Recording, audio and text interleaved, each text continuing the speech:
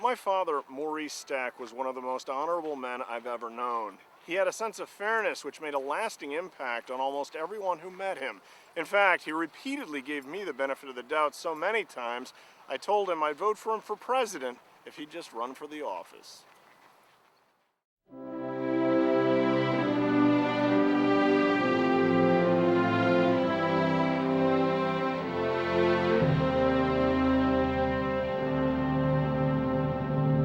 I don't know of anybody that didn't just adore him. Oh, Danny boy, the pipes are calling. He led them in the classroom and he led them on the athletic field. From glen to glen and down the mountainside. Maury stood up for what he felt like. The summer's gone and all the roses falling. He was a leader among leaders. It's you must go, and I must buy.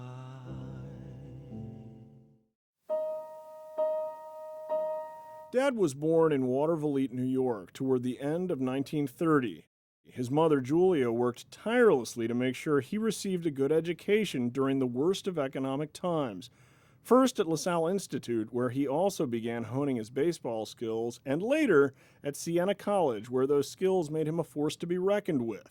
Education was important, but Dad really loved baseball, and those who faced him after this paid attention when he came to bat. He never stopped. He never slowed down. He never skipped a beat. After college, Dad went into the Air Force cadet program to earn a commission as a second lieutenant. Which was pretty tough. In other words, it wasn't just say, okay, go through the motions of getting training, but they really, crack of dawn, and it was sort of like a West Point situation. And Maury excelled in that. Dad trained to become a navigator, and after flying countless cargo missions to Europe, he shipped out for Greenland. He told me stories about surviving several forced landings as well as several crashes on the ice sheet. His experiences in Greenland came in handy for his next assignment, training younger officers at Squadron Officers School. Maury would have about a dozen of these young officers assigned to him to guide them through this professional refreshment. And the reason for that was that he was at once their role model, their leader, their teacher. Dad really understood the link between sports and leadership, too. He used this to maximum effect by hammering home the football legend of a bony defensive back who stopped the massive Alan the Horse Amici on the goal line. This 150-pound guy just laid his bony little shoulder right into Amici and stopped them dead. And so that was the motto then. Send Amici at me, and our guys would go charging out of that auditorium to play the ball game. Maury was smart enough to realize how important that was and how it unified all of us. In fact, like so many at Maxwell Air Force Base, Dad's students loved him. Everyone loved your dad. The students that he was instructor for, all the officers. Your dad just had a way about him that attracted people to him. He was such a wonderful person, and I think it was because of his popularity like that the general selected him to go with him to Moscow to be the assistant air attaché to the American embassy. That's the respect everyone had for your dad. He was just an outstanding person. Of course, everyone knows Dad had a lighter side too, but few know of some of the more humorous exploits at SOS. Dance of the Fairies. Dance of the Fairies, and Maury and a couple other guys created, their choreographers for the Dance of the Fairies. And 4 guys came out with T-shirts. The old-fashioned T-shirts were just straps right here. And then they would have red pants on and tutus and these hairy armpits. And they'd go like this around here, and it was about a 3-minute production. And these guys were trying to be ballerinas in a way that was so comical, because they weren't. As I said, that was the lighter side, because those who knew him well also knew he took being an American seriously. He was a great patriot, and the nation's interests were always close to his heart. They used to go to the movies a lot at the Base Theater, and Maury was quick to note that most Air Force bases and other service installations, as a preview before the movie comes on, they show the flag on the screen and maybe even sing the national anthem and have everybody stand up and do that, and that's typical. Well, at Maxwell at that time, they weren't doing any of that, and he resented the heck out of it, and he became a one-man campaign to get that restored or installed in the Base Theater at Maxwell.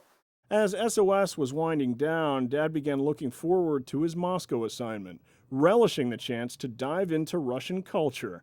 Nobody thought he meant this literally, but some got to taste the fruits of his labor. He mastered the art of making his own vodka. Which he'd been running through pipes for a long period of time, maybe 24 hours. And he thought the vodka was ready. He'd been making it out of potato peels and orange rinds or something like that. And he said, "You got to get over here and help me sample this stuff," which I, of course, did. We wasted a Saturday afternoon doing that. That was great fun. It had to be, because before Dad could leave for Moscow, he had to go back to the classroom, first to earn a master's degree in public administration, and then to learn Russian at the Defense Language Institute. The latter would be the toughest classes he ever took. When he was on his way to Russia as the attaché over there, he had a training session with this guy who pretended to be a Russian, although he was an American. But he used this very well, and I've seen him many times do this act of pretending to be a Russian. And so he interviewed the various students going through in a very aggressive way of saying, you know, communism is good and capitalism is bad and so on like that. And most people didn't really want to challenge him.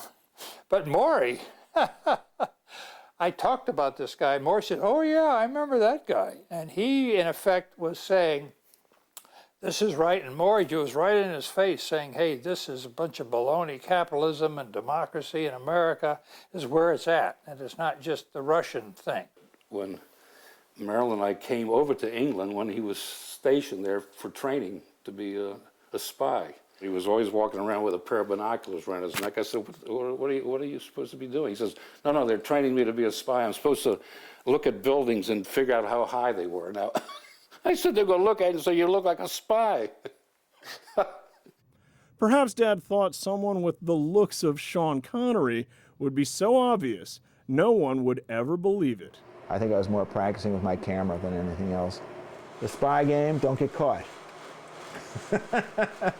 And if you get caught, deny it. These are all different missiles, and they're just trailing them out of town on these carriers. There's another one. That's an intercontinental ballistic missile. And that's the tail end of it. One of the jobs we had in the Soviet Union was to take photographs of the entire street on both sides of Gorky Street as it led into a Red Square, because all the military equipment formed and moved along Gorky Street. The problem was we had to get measurements of windowsills, of distance on curbs, you name it, porches, whatever. We had to have a photometric trap set behind whatever we were actually taking a photograph of. Could be measured precisely as to size, specifications, and things of this nature, and helped our engineers a great deal. Well guarded, as you can see, with a lot of Soviet soldiers. We did have the opportunity to get very close to their equipment. Usually we did this during the rehearsals, which were done in the middle of the night. Dad would tell you that's if everything went according to plan, but sometimes it didn't. One night, John Donahoe and I were out, and we had to measure the entrance to a subway, and it was about 25, 30 feet long. Well, it had been raining. I had my raincoat on, and John had his on. I had this spool of fish thread. That's what we used to use. We'd use it, cut it, pull it taut, and then clip it, and we'd roll it up and come back and measure it later on to get the exact length. The fishing line was in my pocket, running out. The pockets were the type that opened up from inside and out, so I would let it run outside under my raincoat. John would just pull it till he got to the other end. I'd pull it taut and clip it. While we were working on this, some Russian got caught in the wire. I couldn't get the darn thing out of my pocket. John didn't let go of it. The Russian didn't know what he was doing because he could feel his pressure, but he didn't know what it was. And I couldn't get my hand on my clipper to get the darn wire cut. To make a long story short, it eventually worked out, but that Russian still doesn't know what we were up to. But cut it he did, with he and John quickly heading different directions, leaving the Russian to wonder what the hell just happened. Make no mistake, though, the KGB was close by. They were around and they were ready to go, and they had live ammunition with them. These fellows kept us under surveillance 100% of the time. There were many times we'd have the air let out of our tires when we were in the middle of no place, or they'd have sand put in the gasoline, or just generally harassment type things. But as long as we played sort of a game with them, we didn't give them a hard time. They basically didn't give us a hard time. The philosophy allowed Dad and his team an unintended benefit. The KGB often felt their American counterparts were well in hand, and because of this, sometimes they let their guard down just long enough for Dad to make a few big plays. This is one of the first photos of the Soviet SST. We managed to get on, and I knew there would be some guard of some sort there, but I knew the aisles were very narrow. I said, well, what I'll do is go and block this guy out, just not let him get by. You go directly to the cockpit and get photos of the instrument panels and the equipment. It opened the eyes of a lot of people back in the States. Dad's experiences as a spy instilled a love of photography. One time, he even served as my photographer for a taped news segment outside the White House. Looking back on Russia, though, Dad always seemed 10 feet tall. It's easy to see my perspective looking at pictures like this. I recall walking with Dad along the walls of the Kremlin in the bitter cold of winter as he pointed out constellations in the night sky. I didn't know Russia wasn't home to us. It felt like home to me because my family was there. I never felt more like this than when Dad would take Martin and I sledding. This is in front of the Ukraine Hotel. They had a little hill there, and my boys loved to sled there. This is Andrew coming down full blower. Here's one of the boys taking a tumble, and there's one managing to survive. And that's it as far as Moscow is concerned. Cut! Cut. When we got back from Russia, Dad went on to Vietnam. I recall regular updates on reel-to-reel tapes, but mostly I remember the knot I'd get in my stomach when my mother would get upset by him being in harm's way. It was a defining moment. With Vietnam behind him and little fanfare, Dad retired from the Air Force and began a new chapter. The list of real estate companies he helped along the way was long, but in a relatively short time, he began managing offices of his own, first for Panorama, then Mount Vernon, and eventually Avery Hess Realtors in Springfield. His philosophy with real estate was do it now. The scariest thing he ever said to me was, you can solo now. He would actually come to contracts with you initially and come to listings with you initially and be quality control, but then when he said I could fly, he gave me wings. And he gave me confidence. Outside of work, there were famed dinner parties. Dad loved a good party, and he knew how to throw one. A marvelous host. He just was a smoothie without being a smoothie. In other words, it was the idea of doing everything right without saying I'm doing everything right. And that's a real art. Half the people had their coats on, and he comes out with this tape as a gift for everybody. Send Amici at me. He went to the trouble of getting this tape. He got it from Maxwell from the archives. It was a big deal. And made tapes for everybody and gave it to us. It was phenomenal. But that's the kind of But it brought effort. back a lot of memories for everybody, and everybody was... That's the kind of leadership effort that was typical of him. He used this tape of Send Amici at me in his real estate meetings. So he basically said, okay, I want to motivate people to sell real estate. And he used this over and over again to get his people up so they'd go out there and really produce for him. And he was a very successful real estate person. Okay, so now we come to the point every man reaches in those middle years. A love of sport with a body yet to realize may no longer be up to the task. In the mid-70s, Dad joined a men's soccer league with a few old buddies. To put it lightly, he paid the price. So I asked Maury to play that position, and he objected. He said, "No, I can't play. That's too much running. It'll kill me." And I said, "Maury, you can do it. You're the only guy with a left foot we have. We need you down there. We need you, Maury." I didn't say send Amici at me, but I could have. And so he played. And the poor guy, I mean, as the game wore on, he was exhausted. And he wanted to... Well, you were all tired. We played a half, and then we played the second half, and we're halfway through the second half, and he's dying. He's so exhausted. His legs are killing me. He can't move, and he asked to come out. And I said, "Maury, we don't have anybody to put in for you. You got to play. You got to keep playing." So he kept playing.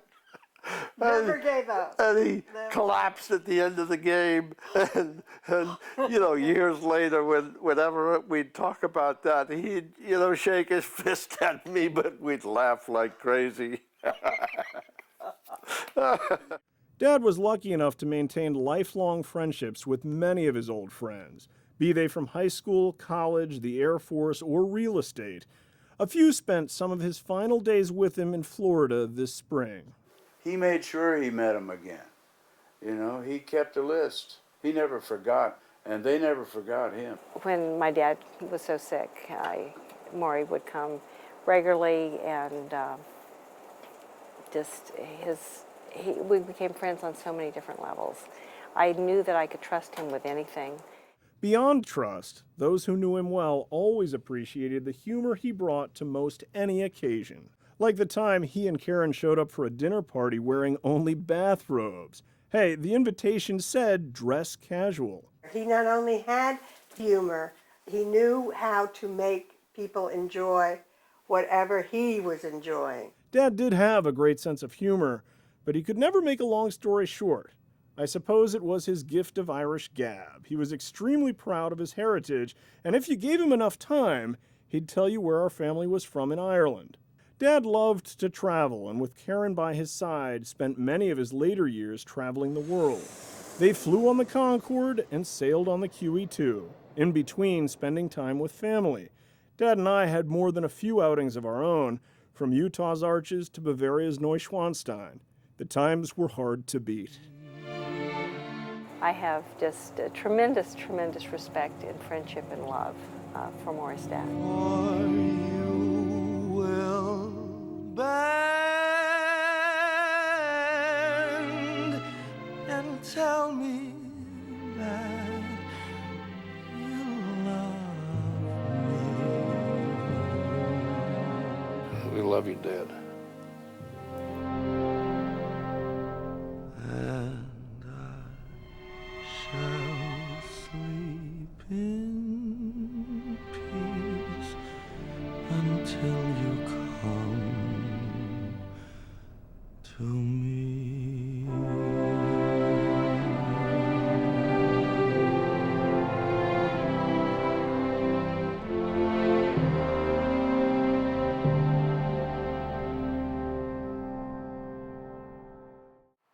And I loved my father more than words can say. In the end, the biggest gift he gave me was to spend the final month of his life with me. This loss isn't his, it's ours, because now we have to go on without him. God bless you on your new path, Dad.